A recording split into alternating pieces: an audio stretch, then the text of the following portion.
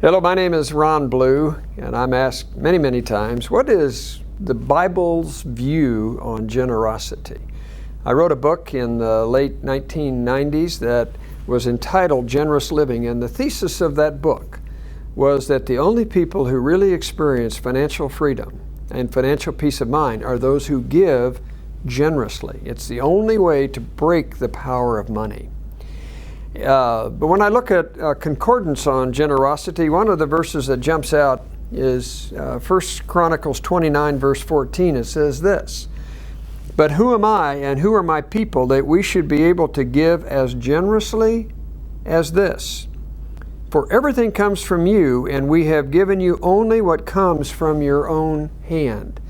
So generosity begins with an understanding of where did it all come from. It all came from Him, and so when I give back to anything that is the Lord's work, I'm just giving something that He's already given to me. And He says, David says, give generously. We are giving generously because of what you've given us. In the New Testament, there are many, many verses on generosity. And in 1 Timothy 6, it says, God gives us richly all things to enjoy, that we might give generously to those who are in need.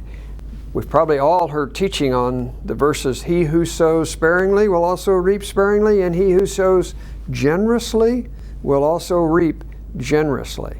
So there are several aspects to generosity. Number one, I cannot be generous with anything because I didn't create anything. God gave it all to me, and I in turn am freed up to give it. And here's the thing that happens, is that when I give generously, I break the power of money. So to me, generosity is all summed up in, it comes from God, and God wants to use what He gives to me to break the power of money in my life, so that I am free to serve the God of the heavens as opposed to the God of materialism.